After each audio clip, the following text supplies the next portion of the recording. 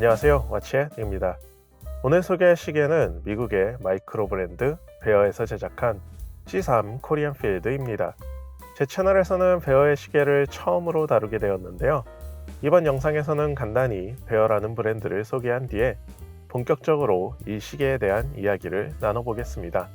C3 코리안 필드는 한국전쟁 당시 연합군이 사용했던 군용 시계에서 영감을 받아 제작된 모델인데요.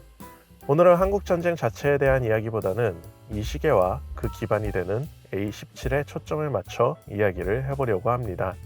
그리고 이 모델이 처음 출시된 게 2021년인데 첫 출시 당시의 버전과 현재 버전 사이에 몇 가지 차이점이 있습니다. 개인적으로는 시계의 완성도 면에서는 좋아졌다고 생각하지만 아쉬운 점이 하나가 있는데요. 오늘 영상에서는 이 차이점들에 대해서도 다뤄보겠습니다.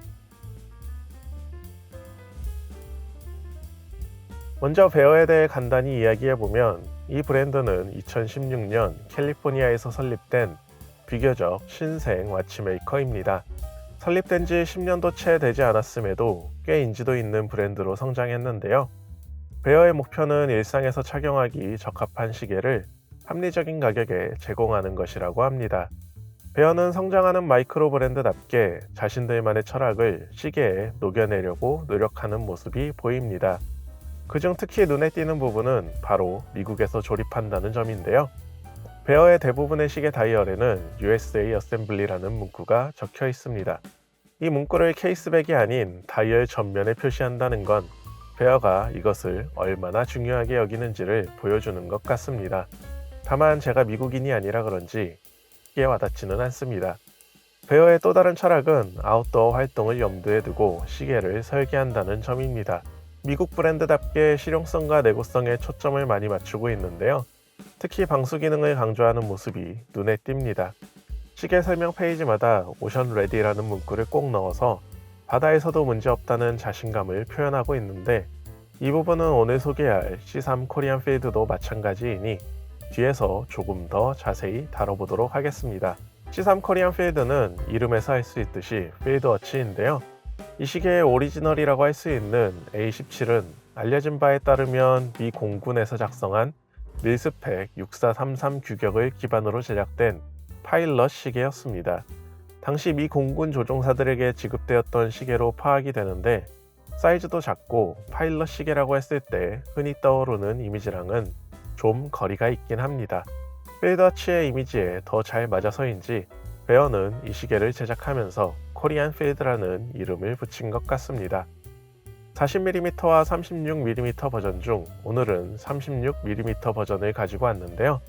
전반적인 디자인을 살펴보면 기존 A17은 32mm 케이스에 24시간 표시가 안쪽에 더해져 있어서 다이얼이 꽉 차 보이는 느낌이 강했는데 C3 코리안 필드는 36mm 케이스를 채택하고 24시간 표시를 생략해서 A17보다 훨씬 균형감 있는 다이얼 구성을 보여줍니다.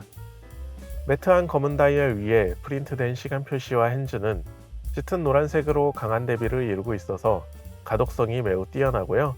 날짜와 요일창 없이 심플하고 군더더기 없는 디자인을 가지고 있습니다. 필드워치 특유의 미니멀하고 클래식한 매력을 잘 살린 것 같습니다. 케이스는 36mm, 러그트 러그는 43mm로 사이즈는 부담스럽지 않고요. 러그폭은 20mm, 두께는 케이스백과 크리스탈까지 포함하면 약 11mm 정도로 전체적인 비율에서는 약간 짧고 통통한 느낌을 주고 있습니다. 크리스탈은 무반사 코팅이 적용된 싱글돔 사파이어 크리스탈이 사용되었는데요. 덕분에 각도에 따라 약간의 왜곡이 생기긴 하지만 깊이감을 더해주어 시각적으로 심심하지 않으면서도 고급스러운 느낌을 줍니다. 케이스는 전체적으로 브러싱 처리가 되어 있는데 광택은 좀 있는 편입니다. 제 손목 둘레가 17.5cm인데 직접 착용해보면 사이즈는 확실히 아담한 편인데요. 하지만 매트한 블랙 다이얼과 광택 있는 케이스의 강한 대비와 짙은 노란색과 검은색의 대비 덕분에 시계 사이즈가 작아도 존재감이 상당히 큰 느낌이 인상적입니다. 돔 크리스탈과 케이스의 광택이 일반적인 필드워치보다는 좀 더 고급스러운 느낌의 필드워치를 구현하는데 초점을 둔 느낌입니다. 밴드는 추가 비용 없이 선택 가능한 나일론 투피스 스트랩을 선택했는데 솔직히 품질이나 마감에 대해서 좋게 평가하기는 어렵습니다. 커팅이나 박음질 디테일이 많이 아쉽고요. 그래서 오늘 영상에서는 주로 다른 스트랩으로 교체한 상태로 보여드리고 있습니다. 시계 자체는 고급스러운 느낌의 필드워치인데 스트랩이 그 느낌을 충분히 받쳐주지 못하는 점은 많이 아쉽습니다. 다음은 방수 성능인데요. 베어는 캘리포니아에서 탄생한 브랜드답게 물놀이와 관련된 방수 성능에 꽤 많은 신경을 쓰는 것으로 유명합니다.